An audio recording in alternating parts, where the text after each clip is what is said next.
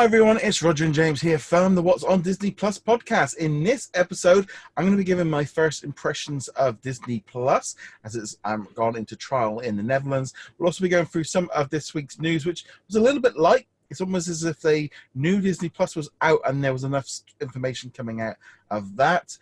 And yeah, there's not really any other way than really I would say what we've been watching, but I know I've been watching tons. And you've not really watched anything yet, have you? No, it's been a very lazy week for me. I haven't watched anything. I haven't played much in the way of video games. Just kind of unintentionally just been kind of like a technology-free work outside of actual work, which involves technology. So, I don't know. It wasn't intentional, but yeah, it didn't really do anything this week in terms of watching anything. Yeah, I'll be honest. I haven't played any video games this week because I have been watching Disney Plus. Because it was a kind of thing of like I felt like I need to just put Disney Plus on as much as possible. I need to just test it, try it out, see what it.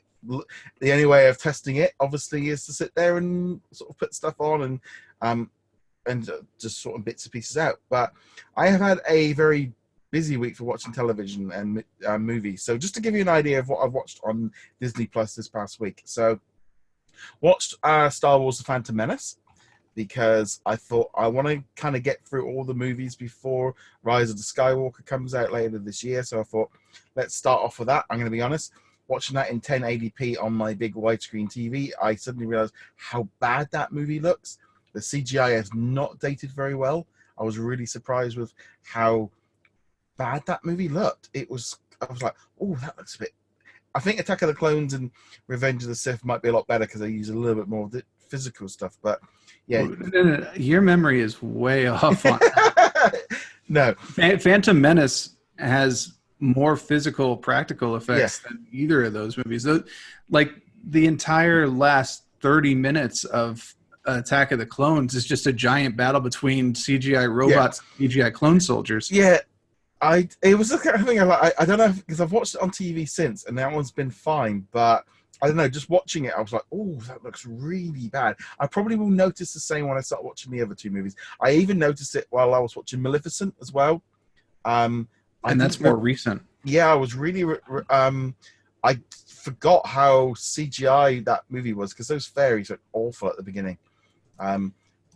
Yeah, and that's the problem with CGI. We're used to stuff now like Avengers, which looked pretty good for the most part. There were a couple parts you can definitely tell the CGI, but largely it kind of blends pretty well. And CGI has matured a lot. Companies know how to use it effectively, mostly, not always.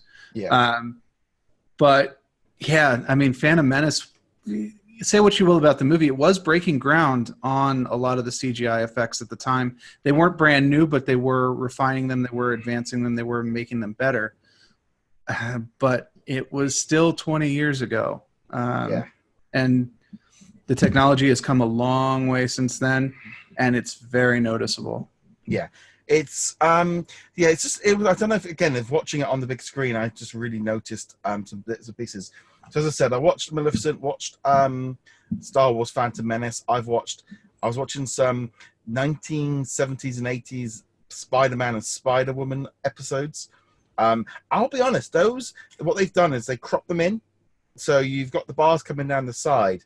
So they've not messed around with the ratios and everything. So that makes it it's much more sort of square. Obviously, they're nearly 40-year-old cartoons. They don't look amazing, but I was surprised at how good they looked. I mean, it was quite, they're so corny, but I mean, I used to watch those cartoons as a kid on VHS and stuff. So I think they've aged, they seem to have done quite well. I mean, what they did with Spider-Woman at the beginning, you're kind of like, oh, you couldn't do this now. But it was just like, they actually, in terms of how they look, they seem to up-res quite well. They because that seems to have worked quite good. I actually haven't seen either of those shows, unless it's Spider-Man and His Amazing Friends. I've seen a couple episodes. Yeah, Spider-Man and His Amazing Friends. And but I have not seen Spider-Woman at all. Actually, to be honest, I didn't know there was a show until Disney Plus came out and said, really? "Hey, got a Spider-Woman show." I'm like, "Oh, well, that's interesting." Yeah, I can't speak to the graphics because I haven't seen it. I can speak to the graphics a little bit in Spider-Man and His Amazing Friends. It's definitely old. It's Mm, definitely janky, but I can see where it would also upscale just fine because mm, it's all hand-drawn animation. A lot of it was probably stored on celluloid or mm. whatever the equivalent at the time was, which does scale up very, very well if you go back to the originals. I don't Yeah, know if they did, but it sounds like they did. yeah, And sorry, one last thing real fast. I'm actually going to tie this back. That's another reason why, say, Phantom Menace doesn't look that good. A lot of it was saved on digital film, which does not scale well, unlike no, proper cell footage. That will eventually change. We're actually not that far off from hitting what those old uh, movie reels can be yeah, upscaled to. Uh, we're actually closer to it than we think we are. But the fact mm, is, a lot of the movies that have come out since The Phantom Menace are stored only digitally, yeah. and they're not going to look that good once we start getting up into the higher, even 8Ks, higher than we are yeah, now, yeah, resolutions. yeah. I was quite surprised at like how they seem to work quite well. Gravity Falls, was watching a few episodes of that. That all looked really nice and bright and colourful. No, that all looked good. I was watching a few episodes of Agents of Shield from the 5th season, trying to kind of run through some episodes of that. Also watched a documentary on National Geographic about Mayans, about some of the pyramids and Mayan things that was going down in Mexico. I've just got back from vacation there, so I was a little bit interested in that.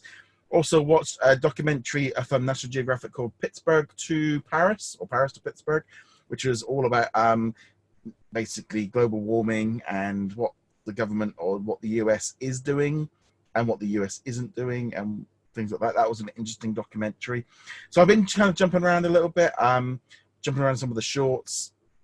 And yeah, I've just been, in terms of how they look, as I said, they look fine. Now, I've been watching with my phone connected to a dock through like a little adapter that goes into a HDMI socket. So it's not ideal. And it's sometimes, and I don't know if it's because of how it's connected, because I never used this before. I did try it a few times with Disney Life, but it didn't like it. In the end, I just brought a Fire Stick to get around this issue. So sometimes it will freeze, the volume, the audio keeps going, but the picture doesn't, and then suddenly it will just click back in. Again, I don't know if that's because of how I'm watching it, or whether or not there's just an issue across the bandwidth. Sometimes as well, I've been getting like green little lines on the bottom on the bottom. That's been something that other people have been reporting as well. Again, it's a bit difficult. Of obviously we are in this trial stage, and this is important to note. It is a trial. It's beta. They are doing this on purpose to try and see how it works. But the things with the green screen not coming up on a lot of things, just a few little lines and stuff. Like if you pause it or come in, it will kind of disappear.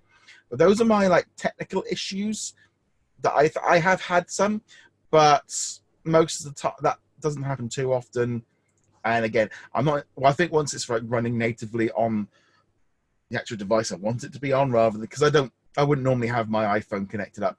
It's and this is where there is one major issue that I'm finding with this one, especially with watching TV series, is when the episode ends, it ends and it just pauses there. It just stays there. It doesn't move on to the next episode. It doesn't go back to the menu. It just sits on on a blank screen.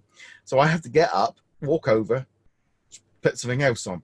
So it is like watching television when I was watching Spider-Woman on VHS. We used to get up and turn over. So that's not ideal. Obviously, if I had a really long cable, it wouldn't be too bad, or if I had the remote. But at the minute, this is a major problem when watching TV series like Agents of Shield and Gravity Falls, where I'm watching a series. It doesn't automatically go on to the next episode, which is really annoying. Or a movie ends and then, oh, okay, I've got to get up and go put something else on. So that is a little bit of an issue that I really think they need to sort out. That is, it's just a pain, where I know that kind of thing of where it jumps onto the next episode can be annoying when you don't get up, well, you don't get to the remote quick enough and it's already into the second episode and you've got to stop it and all the rest of it. But that's my pet peeve at the minute. The tech issues of the lines and stuff, I'm putting that down to trial and all the rest of it. But this seems like a fundamental thing that they need to fix, or even just like there's no like skip intro. All of that stuff that we're used to in Netflix just isn't there. Yeah, and that's probably because they have to get the service working first before they put the bells and whistles. One other thing to note, of course, you are in an interesting situation where you have Yes. to go across the screen. Most of this, if you're watching on TV through your Xbox or PlayStation, whatever, natively through the smart TV, you'll have your remote. It'll just be like shuffling through Netflix.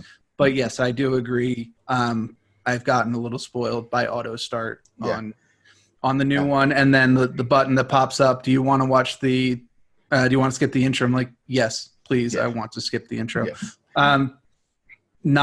They don't break the experience, but they are nice to have. But it's also that thing as well, I think, of just like what people would expect. And I think going on to, I understand it with the movies. I wish when it ended, it would just go back to the menu rather than just sit on the blank screen. It's also, that too. Now I am obviously logging in on the Netherlands one. So I know I've had about 150,000 messages and comments about how I'm doing this. I am using a VPN. It's not easy. It's not ideal. I'm having to do a little bit of working around to get around it.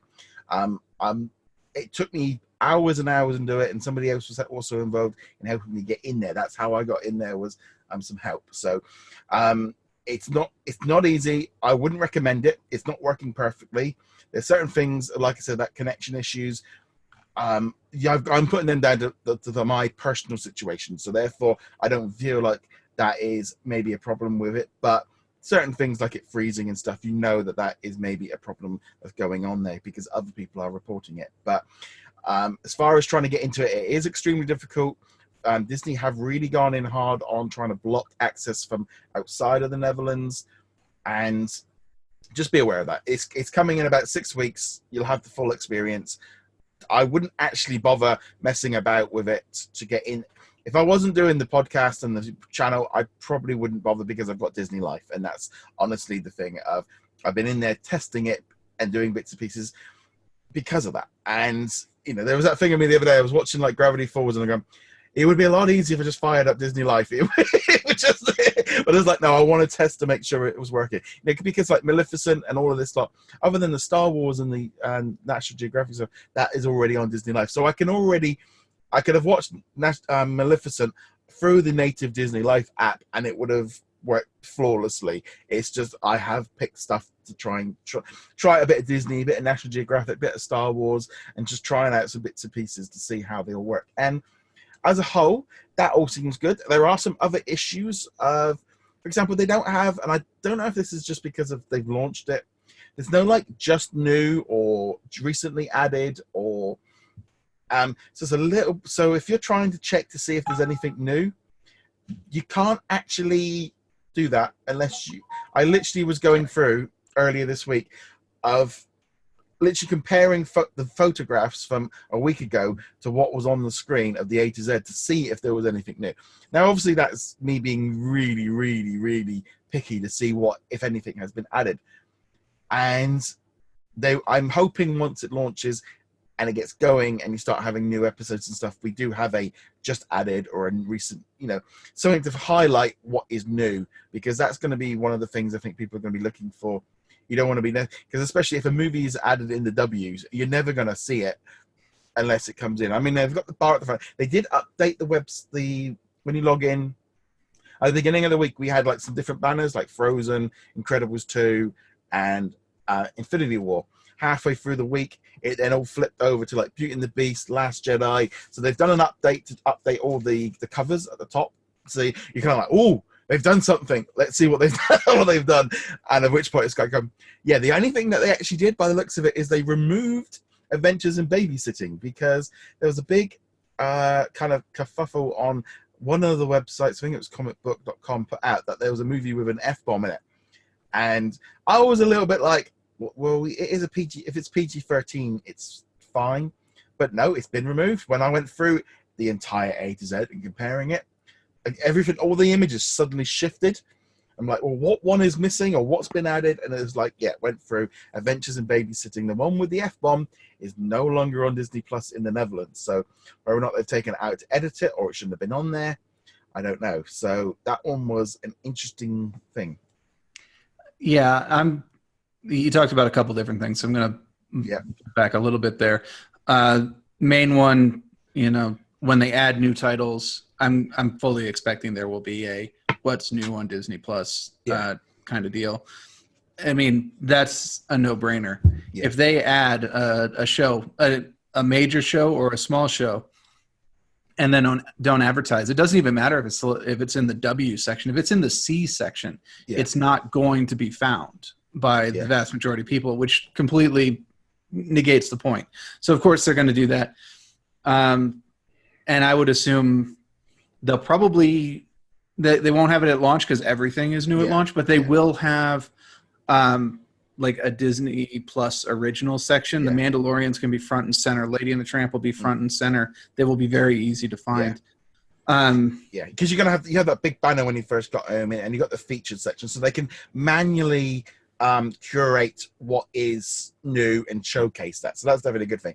But I think just in general, this is again, it's just feedback of like using it, of going right. What would, yeah, as you said, if you did a recently added, the entire catalog would come up at the minute. So I can understand why it's not there at the minute, because it might end up crashing it out because there's too many.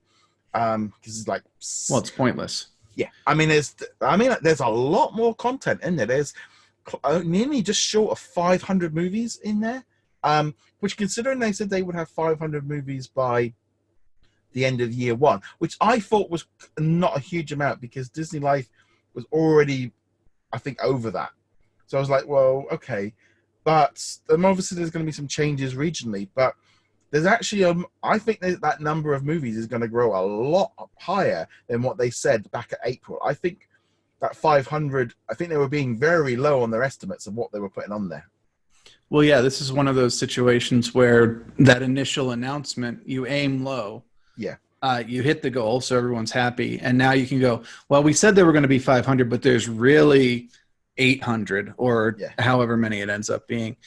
Now, granted, out of those 500 movies or however many they're going to be, how many are we actually going to watch? mm, And we, not just you and I, but just yeah, the public in general, there's going to be movies on that list that are like live action movies from the 60s and 70s that you have never heard of before. And even on the nights when you're like, I don't know what I want to watch, flip, flip, flip, you're just going to go right past them.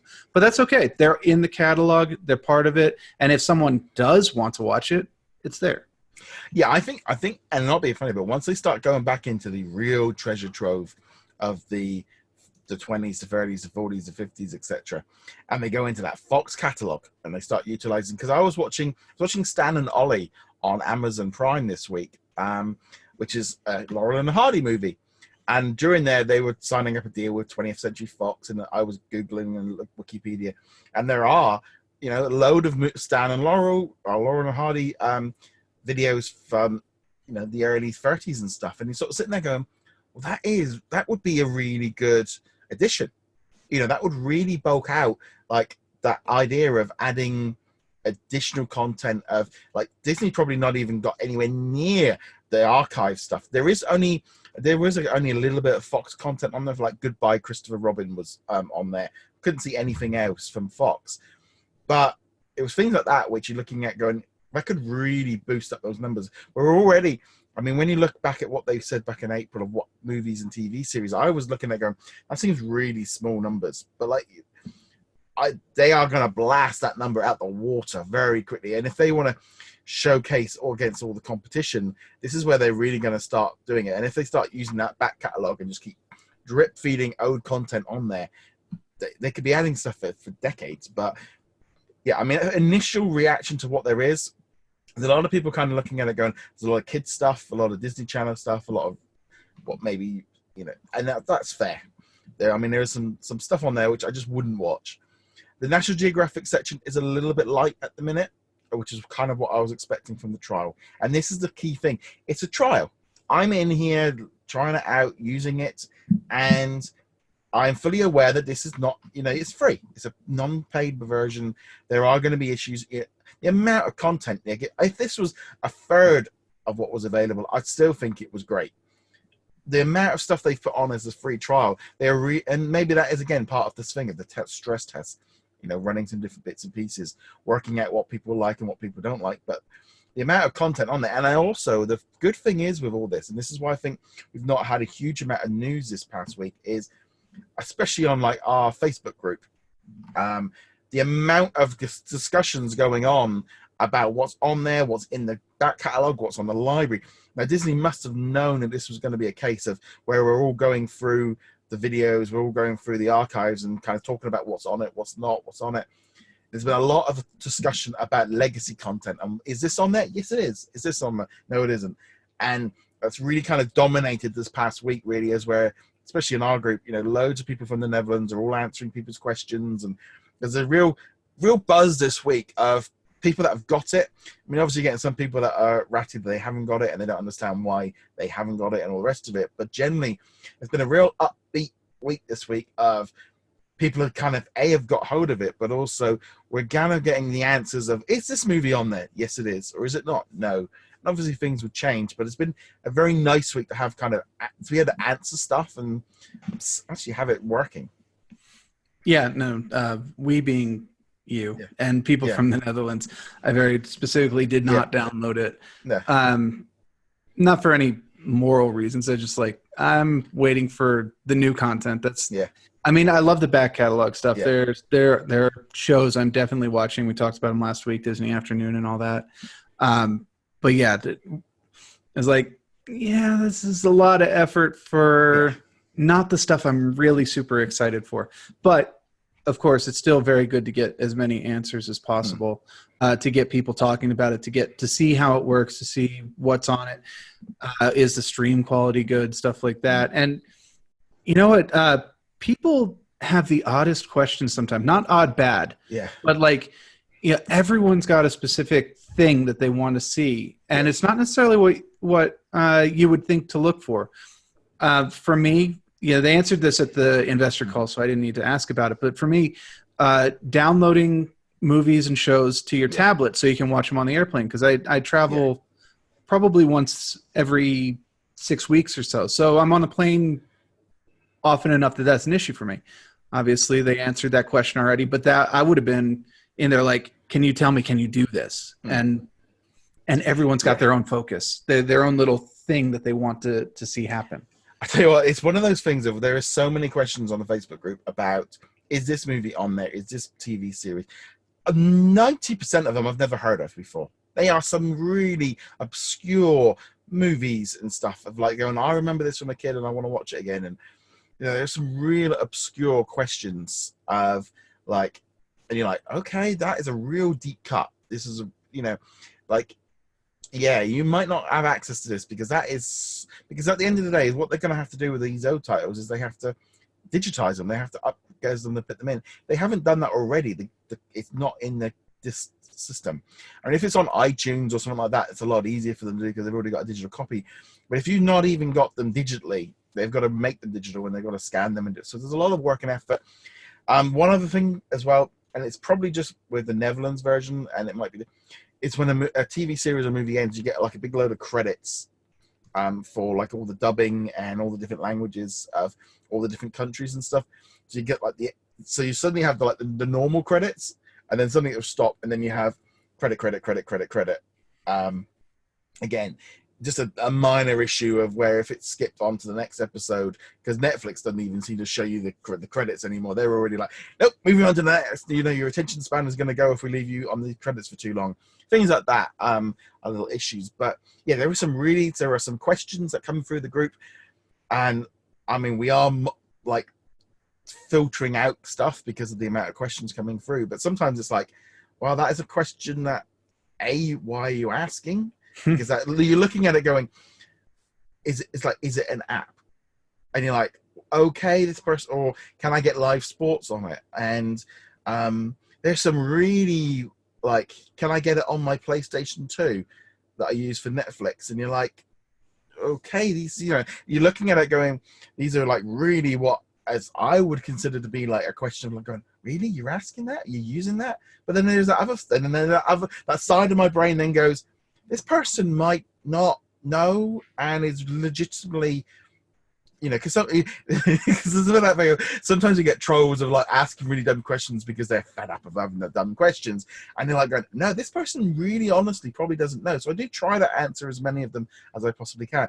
There are some of the questions I've gone, yeah, if I put that live, this is going to get slaughtered, because there are some people that are, you know, you ask a dumb question and they just go straight, they're like a pack of wolves on it. And then there was other times you put up a question and everyone's really nice. It's just, we're at this weird thing of like, some of the questions coming through are quite what I would call legitimate, and some of them are just really just like, wow, that's so off of where they haven't got, essentially they don't know what this is in the slightest. Maybe they've not used Netflix, they've not used a single streaming device, and they're coming in from the first time, and they've heard about it, they don't know anything about this stuff. And that's what I try to remember of going, you know, it's essentially like, if my dad came onto the group, I mean, not that he would be able to work out how to get into a Facebook group, but if he came in and asked a question, this would be, because I remember setting up, you know, Netflix and stuff for my parents and for my in-laws, and I tried to do it with my gran, but that was not even worth the effort. But it was a kind of thing of, you know, that's the thing of it. And I think people sometimes forget that not everyone is, you know, if you're used to Netflix and all the rest of it, you're more used to it. But there are a lot of people that aren't used to all this content, and cord cutting is still new to them. Right. Yeah. And cord cutting, you know, it's very much a younger generation thing. There are a lot of people who are still very much, all I want to do is I want to use my remote control. I want to power it on. I want to change to like the 4 channels that I watch religiously, you know, cycle through them, maybe hit the guide button to see what's on like AMC or something like that. And that is what a viewing experience is for them. Yeah. And then maybe they, you know, they're on their Facebook and their niece or nephew, 20 something years old, is talking about how they can't wait to see Lady and the Tramp on Disney Plus. And then they type in what is Disney Plus or whatever. And, you know, cause they're on Facebook, they're not on Google, they're not on Yahoo or whatever. Our link comes up and now they're asking, what is this thing? And it's just one of those things. And the thing is, we have to treat them not as trolls. Yeah. We have to assume that people aren't trolls, and we also have to assume, you know, they're coming with good intentions. And, you know, we try to treat it as simply as possible and be as polite as possible. And if you're on the Facebook group or any of these, you encounter someone in the wild, someone you're at work and someone's talking about Disney Plus, just do your best to be polite, even if the person you're talking to very clearly has no idea what they're talking about. Yeah. I want to watch Disney Plus on my PlayStation 2. The correct response is not, no, that's stupid, you're an idiot. No. It's, no, I'm sorry, the PlayStation 2 is a little too old. It's not going to get the Disney Plus, but you can get it on this instead. Yeah, I mean, I'll be honest. At the minute, I am probably getting about 300 to 400 questions a day, so I am trying to answer as many of them as I can. And it is literally, sometimes it's, I'll be honest, I'm not necessarily being short, but I'm just being quite like, yes, it is, or no, it isn't, or, you know, it's that thing of like, is it on this? And I'm going, yes, or is it on that? No, I'm being quite, because there's hundreds of questions, and I am trying. It's like, I even had a question from somebody at the BBC this week. That was how stuff is, people are asking questions, and this is not a bad thing. And like I said, you know, encourage it, and people want to ask, because cord cutting is going to be a big thing going forward. And all these different devices, you know, like Facebook Portal that they've put out this week, and they've put, you know, you've got all these new Roku boxes and all the rest of it. And, you know, at the moment, this whole thing with Amazon Fire Stick, there are thousands of comments about the Fire Stick, about them not having access, and that is people's way of accessing them. People don't want to buy other devices and all the rest of it, and it's like, it's so complicated, because cord cutting is much more complicated. Of people going, well, I've been using Netflix on my PlayStation 3 for the last 10 years. Why can't I get, or my smart TV is old, and it's like, television is moving so much faster than it used to, because my granddad had the same television set from the 60s right up. He had it for nearly 30 odd years, because he had access to the television he needed. He had cable and all the rest of it. But some people feel like that. They're not looking at, well, every 3 years I need to buy a new television set. And I think at the minute, this whole thing with smart TVs, we're really starting to see now, 3 years, 4 years down the line of like my TV now, I can't access the WWE Network on it because they've updated the app, it doesn't work. And I'm going, this TV is only 3 years old. There is nothing wrong with the television. Okay, the smart stuff is all good. And they go, oh, well, it's like, no, this TV should last me more than this. I shouldn't have to upgrade my television every 3 years. There's nothing wrong with this television. I shouldn't have to, this is where this kind of wasteful stuff. It's like, no, it's a television. When it starts, when you start getting lines on it, or it breaks, that's when I would buy a new one. I'm not buying a new television just to upgrade it to get a new smart iOS. No, you're flipping over to another device, because this is where it's like, it's like there's a difference between buying a 30 or 40 buck Roku device and upgrading that every 2 to 3 years, or an Apple TV, but even they're expensive, 150, 200 bucks every time they upgrade, to a £600-700 television. I'm not buying one of them every 2 to 3 years just to upgrade the apps. It's just like, no, I'm not doing it. And you're not going to notice an upgrade to the video quality. You're not going to notice a color difference. Okay, I'll take that one slightly back. You might see an upgrade to HDR because HDR is moving fairly quickly right now. But to be honest, most people aren't really going to be able to tell the difference, or even if they can tell the difference, it's not enough to justify dropping another $5, $6, $7 or more $100 on this. Like when you said, all I have to do is go buy another Chromecast or a Roku or an Amazon Fire. So obviously TV manufacturers don't want you to think that way. You have to replace your TV, your monitors, everything every 2 to 3 years because that's how they stay in business. But simple fact of the matter is technology is moving fast, but it's not moving that fast. No, I mean, I think there's a difference of, like, for example, if you've got an old TV and it's not a 4K television and you want to get 4K visuals and all the rest of it, and you've had the TV for a while and you want to upgrade it. It's like consoles. I mean, like I've been saying about PlayStation 3 and Xbox 360s and Nintendo Wii's, of people going, do I have to buy a new Xbox One to? It's like, well, you could buy a new Xbox One if you wanted to. You could buy a Roku box; it's a lot cheaper, and you could have access to it rather than your PlayStation 4 or PlayStation 3. You don't have to buy the new. It's like, and I kind of usually put along the lines of, but if you upgrade to a new Xbox One, you'll also get to play these new games. It's that kind of thing. You obviously played some games, but you obviously haven't been keeping up with it.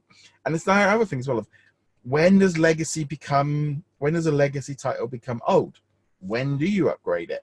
I would say, if a PlayStation 3 is now, well, that was released in 2006. I have, there's people going, oh, I've got a 10-year-old smart TV.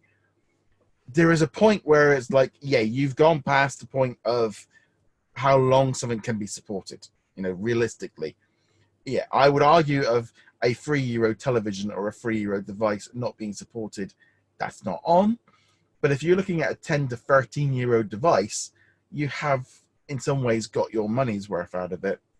And it's a real fine line. No one wants to spend money on a device that they need. It's like these new Roku boxes. They've got them from $30 right up to $100.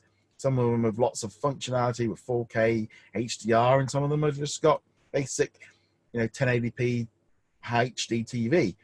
And there are those differences of what you need, like, whereas I might go for the $100 one, the 30 quid one would be enough for my parents. There is that line of where you'd go down of, but I have an Xbox One X because I wanted to play games in high res. I want that visual stuff and I wanted to pay for it. But this is the kind of line of, and I think, people are a bit confused. Disney Plus is reaching a different audience. I mean, I was talking to someone the other day of, like, we're always talking about television stuff, and they still watch Channel 1, Channel 2, Channel 3, Channel 4 at 9 o'clock. They watch this, and at 8 o'clock they watch that. And you're like, and you're saying like, oh, I watched this, and I watched that, and I watched this. And they're like, I don't know. And you like think it's like Netflix and Amazon and all the rest of it. They're like, oh, no, I don't want to watch any of that stuff, because they're used to the way they're watching it. And Disney Plus is reaching a different audience. And you can't help but think that the way all the big companies are positioning themselves, when they start having all these different exclusives, if you're not on these devices, you are going to be missing so much content out Eventually, they're going to start rolling out onto traditional television because of that's how it's working. But you know, the whole medium is completely changing so fast. Yeah, it's going to be interesting to see. Yeah, and you know, you and I, we do tend to upgrade on these things fairly often, relatively speaking, and it ends up being, you know, kind of the luxury purchase. You know, you upgraded the 4K TV for Xbox One X. I did the same thing. I got the PS4 Pro. You know, PS4 Pro. I have done mid-cycle upgrades. Right, but that's not for everybody. No. But they will have their luxury items that we don't have. Yeah. And that's, you know, everyone's decision. And that's perfectly fine. I don't think your average consumer needs a 4K television. I absolutely flat out, and my boss would not want me to say that, but because if you have a 4K television, then you also want to have a 4K television box and a 4K Xbox and all that stuff. And the average person doesn't need it. No. Spend that money elsewhere, especially if you need it to survive. It's definitely a luxury purchase. But also the big issue really with the 4K stuff is the content isn't really there for a lot of the stuff. I mean, on Disney Plus, there's a dozen to 24 movies that are in 4K. I mean, primarily like the more modern ones, but most of the content isn't available in 4K, and that is, you know, people go, oh, like, no, well, they haven't got around to upgrading it, and all the costs of it. It's like you're not getting the full benefit of it. It's like with, you know, I was just thinking then, like mobile phones, of tablets and stuff, of getting you to upgrade. It's like every 2 years I get a new iPhone, but it's still the iPhone of like 2-3 generations ago, because I have a budget each month and I go for the best I can out of that budget. I'm not getting an iPhone 11 this week because it's out, but that's my personal choice.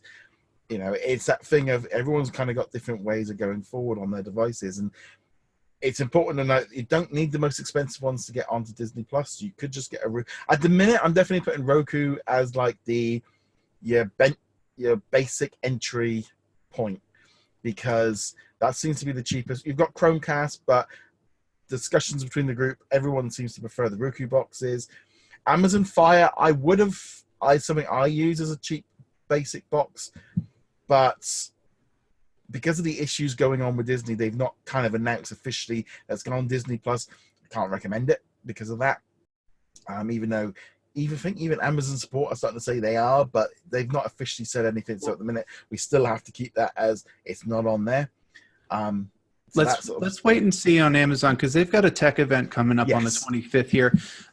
There's no reason to believe that there will be a Disney Plus announcement at it. However, I would say if there is going to be a Disney Plus announcement, that is where it's going to be. More than likely, the entire event is about refreshing the tablets and the show and new gadgets and stuff. But maybe there's a chance. I'll be honest, if they do that at that event, which is what I am thinking they will do, it will be a big whoop. Okay, I need to get a new box, or I need to get that. It will have a big impact, much more than Roku.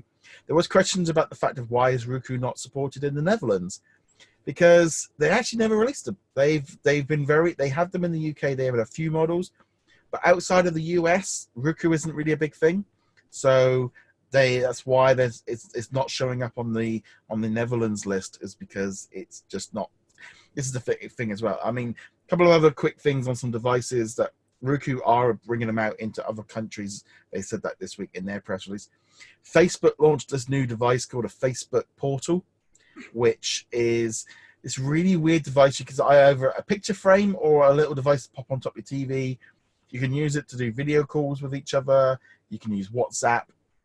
It also does have like Amazon and Stars and all the rest of it. And now you're kind of going, well, okay, there's no Disney Plus on it. Okay, so fine. So I'm thinking, well, it doesn't say Disney Plus. They said more apps will be coming soon. So I'm thinking, well, they probably will get it. And then I found an advert for this box with the Muppets in, advertising it to start it. And I'm just like, they had a full 2-minute advert with the Muppets promoting this new Facebook portal. And I'm going, they didn't announce Disney Plus, but they've got the Muppets using them. It's like that's such a weird message of, you know, you got this new Disney streaming platform, and then you're announcing a new streaming box, but you've using the Disney. It's like, yeah, I'm fully expecting Facebook Portal to have Disney Plus. You can't have Disney promoting a product and being involved with them if they're not aware of it. It just seemed a very odd thing of them not announcing it at the same time and then using the Muppets to promote it.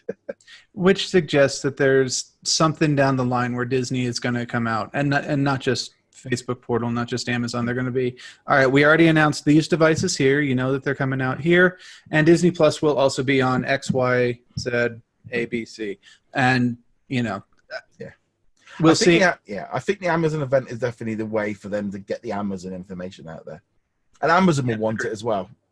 You know, well, it's a win-win. I think it's the same thing that's going on with like the Sony Spider-Man deal where both sides want it to happen. They just have to find that appropriate middle ground where they're both happy with not just having it happen, but, you know, financially, you know, both sides benefiting from it. Well, yeah, Amazon, I mean, Sorry, go ahead. I was going to say that I've had people going, well, if it's not on Fire, if it's not on Amazon, I'm not getting it. And then you've also got other people going, right, I'll throw my Amazon Fire Stick away and I'm getting a Roku. And it's literally like both. I've seen it from both sides of like customers that will just be like, really, really built into the Amazon system, and you got people that are built in, they'll follow the Disney. And, you know, you've seen it, and I've seen it hit both ways.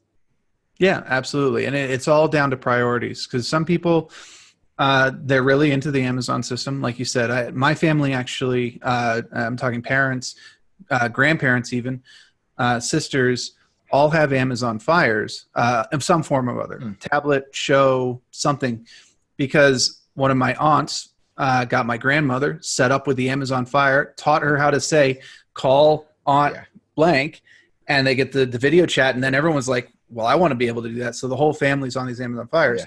And I could see them, because they're not as big Disney fans as I am for the most part, going, oh, well, if it's not on the Fire, which is the system that I have, I'll just save my money and do something else.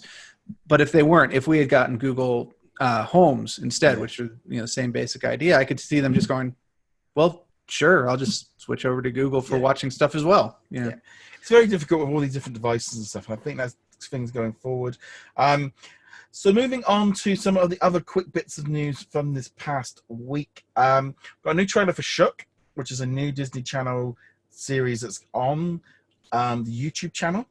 On Disney Channel's YouTube. Originally, we thought it was going to be a Disney Plus channel exclusive. Fully expecting it to anything I've said, anything now that comes through the Disney Channel will eventually be on Disney Plus. That's the way I look at it. So. I don't think anyone disagrees with that, no, dude. No. If it's good for Disney Channel, it will be good for Disney Plus, and Disney Plus will become the archive dumping ground. Yeah. That sounds very negative because dumping ground has like a connotation, but no, it's what it will be. It's like this movie comes out, archival library, the sub diamond library. I don't know. Either way, yeah, Disney Channel, Disney Plus, and then it's just there forever because it costs them almost nothing to have it available, and it's another number that they can advertise. Yeah, so that one there looks quite interesting. Very dancey. It's all about her kind of becoming like a star, or the trailer. It's very, you know, perfect audience. I think the fact that it's on YouTube is really strange of how they've done that. Like, you're launching a new streaming service and you put it on YouTube. Okay, different audiences, but, you know, kind of each product is being viewed separately. National Geographic released a trailer for a new documentary called Lost and Found. Oscar-winning director doing it, all about lost children in war-torn countries. Very hard-hitting, real deep stuff. I don't know whether or not this stuff is going to end up on Disney Plus, but for me, it's like, this is what Disney Plus needs. It needs some hard-hitting documentaries to bring in the adult subscribers to move it. It's like, yeah, okay, it's like family friendly in terms of tone. Maybe it's not quite right, but it's like if you got National Geographic, you have to go National Geographic. You can't kind of go through with like National Geographic and go, well, we're going to pick some things out, we're going to do some things a bit differently. It's like, no, you have to kind of go all in on National Geographic. And this kind of documentary is like, watch the trailer for it, it's going, that looks interesting. Something, it's going to be hard to watch, but that's what we want. We want something a bit different. Yeah, and I've got two thoughts on this one. First, the documentary itself, the trailer looks really good. Yeah. So this got onto the radar for me. If it doesn't show graphic violence, because it is Yeah. war-torn countries, but Yeah. it's not taking place in the combat zones. As long as there's no graphic imagery, I think it'll be fine. It'll show up on on Disney Plus at some point. Second thought is, National Geographic's has always kind of gotten a free pass on being able to show content that you otherwise would not be able to show. Because growing up, I'm not going to go too deep into this one, but growing up, National Geographic's was the one thing that as a kid you could read. Yeah. This was before the internet. That would have things that you wouldn't see anywhere else. Yeah. And people who grew up in that time know exactly what I'm talking about. I'm not going to spell it out. I don't think the show, Disney Plus, will get that same level of freedom. But there is that kind of thing where you go, National Geographic, this is a very respected organization. If they show something that you might think of as a bit more mature, maybe not something the kid, you at least know that they're doing it from an educational standpoint, from a analytics standpoint. They're not doing it there to be provocative. Be provocative. We're doing this because we know this is what people want to see. It's like, no, that's how that tribe lives. That's the way they do things. And there was another documentary as well that was a couple of weeks ago, I think like Night Watchers or something like that. It was about like gun run, drug smuggling and deaths and all of it, and it's pretty violent as well. But again, so looking at it going, well, this is what now Disney Plus needs. It needs National Geographic to be that kind of uplifter of the content, the quality. So we move away from Disney Channel and Disney Junior. We need National Geographic to be that adult-orientated content that really does boost it up. So that was something, again, the fact that one of the first few things I watched was a document, like I said, I've been watching stuff from National Geographic this week because that is of interest to me. As an adult viewer, I'd much rather sit there and watch a documentary about that than sit there and watch the latest episode of Fancy Nancy, and that's just, just putting it out there of just like, that's it. I don't want to watch, I know they announced the third season of like Fancy Nancy this week, but it's something I am never going to watch. I've got no interest in watching it. I'm surprised. I'm shook that you would not want to watch Fancy Nancy. And Sorry, one other thing, still just kind of building on that. As I said, National Geographic does have that reputation for having slightly more mature content. Not all of the content has it. In fact, the vast majority of the content has nothing, particularly violent, unless you consider maybe like a lion eating its prey. That's fairly common in Nat Geo. But yeah, but it's like you said, this is that slightly more adult take because most kids aren't going to want to watch it anyway. They're going to probably get boat within the first 30 seconds. And until the lion starts eating the wildebeest or something, then you're like, "Oh, this is awesome!" and then Dave Attenborough or whoever shows up and starts talking about something like, "I'm gonna go play with play some Mario Kart over here instead," and leave the adults to watching it. A couple of other quick things. We've got Eleanor of Evian. It's got its third season announced that will be coming later this year. They've introduced a new series. I said third season of Fancy Nancy. That's been also confirmed. Disney are also working on a new movie based around knights. We obviously don't know what it's called or anything like that, but it's based around England in the Middle Ages. Don't know when that's going to be happening or anything like that, but that one's something that's been going on. It sounded interesting enough. Wasn't it that it's a woman who wants to become a knight? Yeah, something like that. It's good. To me, we don't yet know if it's going to be cinema release or Disney Plus. Looking more like a cinema release first, which means obviously the budget's a bit higher. Anything that's new and original from Disney will be good. It's just there is a side of things of going. If you're going to have a girl and she's going to go on a quest, we need to be a lot better than we've had with some of the other recent movies where we have a girl that goes on a quest and box office hasn't quite liked them. Things like Wrinkle in Time, Nutcracker, etc. They're going to have to do a little bit more on rounding it out than what they've done with them too. So hopefully they've learned from them. Ms. Marvel is apparently supposed to be going into production in September 2020, and they are looking for somebody unknown to play the part. Literally, that was it. John Farron, who wants to do a Star Wars holiday special, well, he was talking to E about this. I sort of put this one out there and go, okay, let's have a look, because like I can't. And like I downloaded the video to kind of just put some B-roll into the video, and like this thing is awful. So I'm not watching all of it. I've never seen it. Having clipped through and just grabbed some bits from it, I was like, no chance am I sitting through this rubbish. There's a reason why Lucasfilm has never released it. And yes, and it's not on Disney Plus, right? No. It's not even along with Ewoks and droids. It's not on there. No, not on there. All of that stuff is like, no, we didn't make it. And of course, that was a different time for Lucasfilm.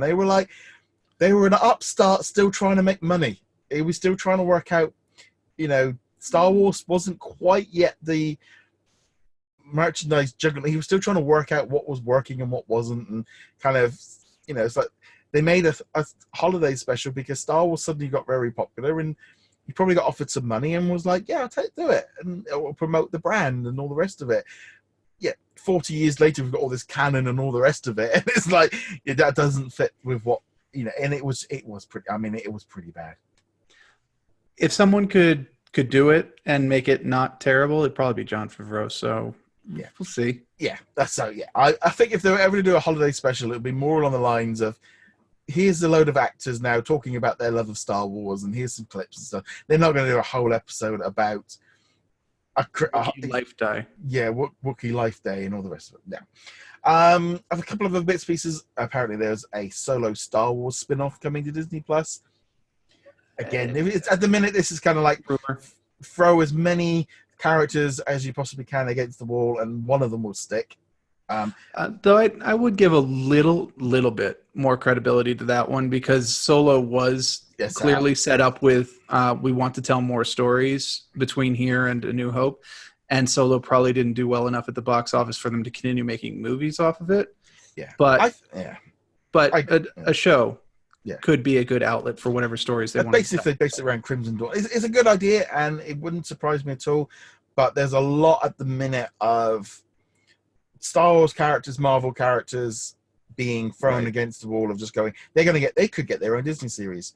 And then every Disney movie and Pixar movie is getting the same treatment of, they're going to make a live action version of it. Well, again, if we throw it out there enough, when everything, it's just, unfortunately, we're in this weird bit at the minute where I could say any movie from Disney and say it's going to have a live action remake, and there's a chance it could happen. And yeah, there's a chance it won't. Clicking here now, there's also Marvel's New Warriors. Is apparently it was a TV series they made. They made a pilot years ago for Freeform. Freeform then passed. Marvel then was like, we like it, but we're going to try and find a new home for it.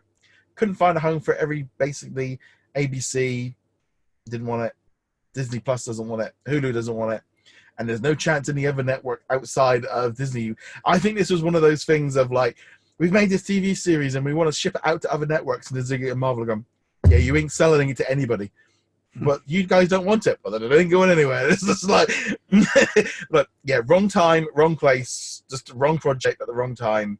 It might be good, but it was, I think that was the problem. It came out right in that period of post, it was just wrong timing for this TV series. Yeah, and if I was another production company and it was like, hey, Disney wants to sell you this, and my immediate reaction would be, well, why doesn't Disney want to put it on their own networks? Yes. So that's an immediate alarm bells. I will say, though, I grew up reading the New Warriors in the 1990s. I love the New Warriors, but especially the traditional New Warriors, Night Thrasher, Nova, Firestar, Justice, all those guys. That was not this team. This team was a different, more modern team. Squirrel Girl was leading it and stuff like that. I was still very interested in it. Sad to see it go, but at the same time, if the producers, if Kevin Feige, whoever, were looking at it and going, nah, it doesn't quite fit right now, I'm entirely fine with them, putting it up on the shelf, because I think they need to. Go ahead. I was going to say, I think they need to keep Squirrel Girl and these guys back. I think they need to hold some cards back and not just throw them all out there and have too many. There's too many. They're going to have to watch that they don't have too many little groups of kids running around with superpowers that are meaningless, because we've already got the Runaways. We've got a few other ones. It's like if we're building up for the Young Avengers, we don't need this series right now, and I don't want them to see him waste Squirrel Girl or Nova or anything else in this at the minute. I think they just need to hold off. I think the timing was just not right. It was post, this. I want this to be an MCU story. I don't want this to be a Marvel television. I'm not saying it's bad, but I want it to be MCU. Right. And what we're seeing from Disney Plus with the MCU tie-ins are stuff that actually directly tie into the movies in some form or another. They've got the big name actors from the movies coming in to do their Disney Plus stuff. And that's what the focus kind of needs to be at the moment. I do hope they revisit it. Whether it will be with the same actors and actresses is another matter entirely. But when the timing is right, when the storytelling is right, and if they've got a unique story to tell with it. I don't want Runaways 2.0. I don't want, I honestly don't want it to be Young Avengers. Although one of the original hooks of the New Warriors comic was these were characters who were rejected by the Avengers, which I kind of thought was an interesting. They dropped it after like 2 issues, but still, I thought that was a nice. We're coming together because the Avengers didn't want us kind of deal. Yeah. It's that kind of thing of they've got to do the Young Avengers before they can do the opposite. I don't know, it just feels to me like Squirrel Girl is too good of a character that she could be a mainstream character like Deadpool if they position her right, and they might want to hold on to that, leave that till after the X-Men, all the rest of it, and save that for the 2030s because we're going to want somebody new, we're going to want somebody fresh. And Squirrel Girl is a very different style of character. She was created by Steve Ditko, who also created Spider-Man or co-created Spider-Man. And she was meant to be a response to the grim and gritty comics of the 1980s. She was a direct response to characters like Punisher and Venom becoming very popular. And she was supposed to be a throwback, very, very chipper, peppy, happy-go-lucky, always has a positive attitude. And at the moment, that won't fit into the Marvel universe that has just had the devastation of Thanos and, Spider-Man. Let's assume he stays in the universe for the moment. Having his identity revealed and thrown to the wolves and all that. It's not the time to throw in the super peppy, cheery Squirrel Girl character. No, I just think they need to hold off on that. One thing I've been noticing this week of watching some of these old TV series from like the 70s and the 80s of like these animated series of like suddenly like Doctor Strange turns up or Doctor Doom is in the first episode of Spider-Man. And it's like these characters just randomly turned up in episodes and disappeared. Never seen them ever again. And it's that kind of feeling of like Marvel have actually been doing this for nearly 40, because like, and it's like I remember when Doctor Strange came out and everyone's like, oh, we're getting a brand new character and all the rest of it. And they're going, well, no, they've been like drip feeding him into stuff for 40, 50 years. He isn't a new character. It's like S.H.I.E.L.D. and AIM and all this kind of stuff. They've all been in the TV series for years in these old animated TV. And of course, watching them now, you're picking up on this stuff. But as a kid, it just went in. And just didn't mean anything because it was just part of a bigger universe and you didn't pay any more attention. But of course, now watching those back, I'm going, oh wow, they really were like dropping in random characters and villains and stuff, and just didn't know. Oh yeah, it was a great thing as a kid watching, say, like the X-Men show from the 90s, and Mr. Sinister would show up, or some random character that you liked from the comics would show up, and they knew what they were doing. They wanted to throw as many characters out there because everybody appealed to somebody. And so you end up watching stuff from the 90s, and there's characters in there who haven't shown up in the MCU yet, who might show up, or who come in very different styles. And then there's other characters like Deadpool who weren't created yet at certain points, or even more recent characters like Miss Marvel, who was a very, very different character back then. That was the original. That was Captain Marvel's original thing. Yeah, they skipped over that entirely. Yeah, it was funny because I had a comment on YouTube today, and it was like, so is Miss Marvel a prequel? It was like, oh, okay, no, this is like, and there's a little bit more question. It was like, no, because this again of like going back to the questions of going, again, treating it, oh, it's a little bit complicated, and you do this, but maybe check up, and redo some, check these comic books out, and that kind of thing of, like you say, of you've got to look at every question and go, yeah, this person doesn't know, and there is that thing of going on back on that of like, almost like people are going, just use Google. It's like, yeah, but people don't always use Google in that way, but well. Also, how do you think they found the page in the first place? Yes, it was just They did use Google, and they found us, so they asked us. I mean, like, and that just it's people are like really some of the things that I've like or other people comment afterwards when people ask a question and stuff, going like just be nice, just answer them, just or if you don't want to answer them and you don't want to waste your time, just move along. It's like, I mean, I work with the public. I get asked dumb questions all the time. You just have to smile and just move, and it's just like, it's what you have to do. I think, again, it's that thing of like, when you have to deal with this constantly, you get more used to it. But yes, everyone just be a little bit nicer to people that are asking questions. See, I don't work with the public, and I still get stupid questions all the time at work. So, just do your best, because we're all waiting for the Superman to turn up in the Avengers. We're all waiting for it. We joke, but I have legitimately answered that question. Why is Batman not in the Avengers? When is Wonder Woman? When are we going to get the Wonder Woman Captain Marvel team up? Those were two great movies with women figures. Why aren't they teaming up? Like, it is. But it's just but one of those you do things. your best. You answer as best you can, because and usually, as well as often, the easiest way of you just bring it back a bit. Don't go too much. You don't want to give them a 25-minute full-on history lesson of Captain Marvel. You just you give the basics. Well, you see, in 1940, they decided that Wonder Woman was going to come to America, but at the same time, Captain Marvel was actually a DC character. He's actually Shazam, but nevertheless.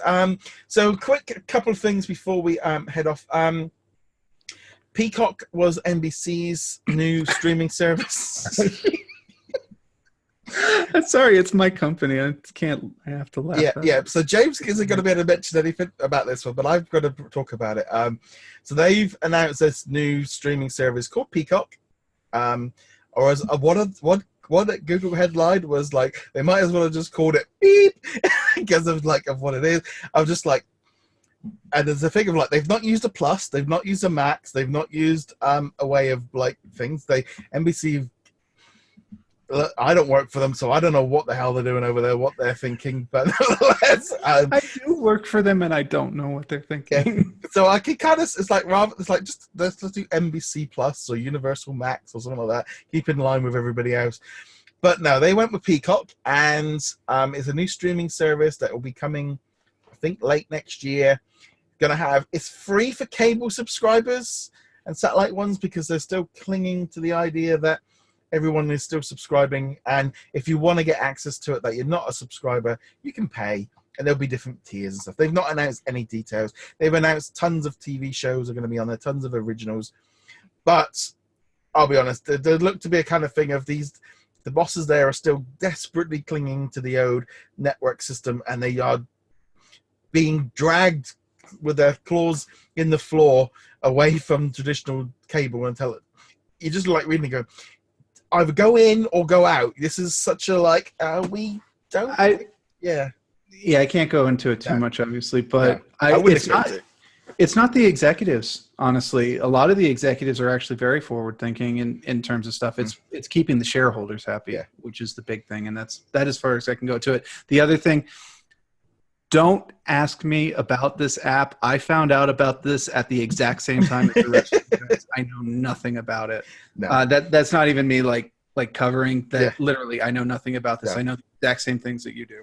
It was one of those things. Reaction. Yeah, it was just like Peacock. Okay, that's a good one. That's definitely different. I don't know if it's better than HBO Max. It's a bit different, but it just seems it's like, again, there's a load of issues going on right now with basically all of these. You got 4 different streaming networks: Apple Plus, Disney Plus, Peacock and HBO Max all set to launch within like the next 6 months or so, and Netflix are coming under massive amount of scrutiny. One of the CEOs was like, "Oh, there's going to be a new world with all this new competition." Netflix's stock went down 10%. There was a literal on the lines of he's acknowledging the fact that there's all this streaming services coming along and it's going to be more competition, and the stock went down. It's like, well, we knew that. I don't know. Stock prices are weird, but Netflix obviously is going to have a lot more issues. There's going to be a lot more competition. We're going to have so many different streaming services. Some of the money being thrown around though, I did find it's like 600 million for Big Bang Theory for HBO Max. And going, but you're paying yourself. You've outbidded somebody else with your own money. It's like me buying something through eBay off my own account and going, well, I've sold it for £100,000, but I'm paying myself. I've made no money on it. So it's I'm leaving myself negative feedback for not paying my $100,000 bill. It was just like, ooh, it's like they've paid £600 million. Like, no, like when Netflix paid Sony for Seinfeld rights for 5 years, they paid the money to do that.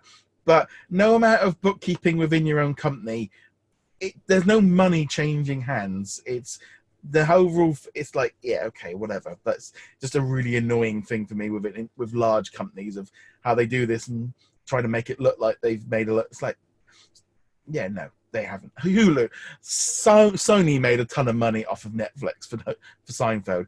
HBO Max made nothing off of Big Bang Theory being moved on to HBO Max. It's just a paper shuffling. It's a paper shuffle, and it's for legal reasons as well. Legal, they had to show an effort to let other companies bid on it or something. I don't know the legalities. It's just of how it works. It will show up on the tax form. It will be a change of money from this branch to that branch, but yes, the net worth doesn't change. No, it's just, well, I just found that was a bit funny, but there is going to be a lot more competition. A lot of talk, obviously, like there's always been this like Disney Plus versus Netflix. Now it's very much along the lines of Netflix is being surrounded and they're being hit from every angle. Netflix is going to lose subscribers. But the thing is, right now, Netflix is number one, and it's an easy kind of comparison. I think, looking at all these different networks and stuff, a lot of people are saying like there's going to be some consolidation, there's going to be some moving around. I think the smaller ones are the ones that are going to be hit. Obviously now we've got like CBS and Viacom. They've got their CBS All Access, and that's kind of being boosted up at the minute. But there is going to be a lot of movement. How are these all going to work? I'm still going with my mindset that eventually Hulu and Disney Plus is going to merge. That's my prediction for 3 to 4 years down the line, because as much as Disney are doing these different smaller options, Hulu is really going to struggle having an identity once it's just ABC and Fox content. I don't know if it's going to pull it in. I don't know. That's my personal opinion. I don't think Disney can have 2 streaming networks with so much competition out there, even with all the different things. It's just my personal opinion.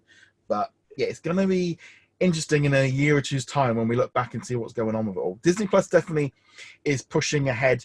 The back catalogue and the new originals and stuff are definitely pulling it to like 3rd or 4th spot. It's definitely much higher than, and I always find it odd when they throw Amazon in there, and I'm going, yeah, but Amazon, if you take away the shipping, how many people would be subscribed? Because I know my parents wouldn't be subscribed. I think that might actually be changing over the next couple of years, because they have been investing a lot in original series, original movies. Now they don't have like the huge breakout hit. They don't have their Stranger Things or Handmaid's Tale, or no, that's Hulu, right? Yeah. I've been watching this one with Orlando Bloom this week. That's right. Actually, a couple of weeks ago. I haven't heard if it's any good or not. I do want to check it out. Done a couple of episodes. I think again, Amazon and Hulu are struggling. They're going to struggle in the same way that Netflix has, where they're losing other people's back catalogs.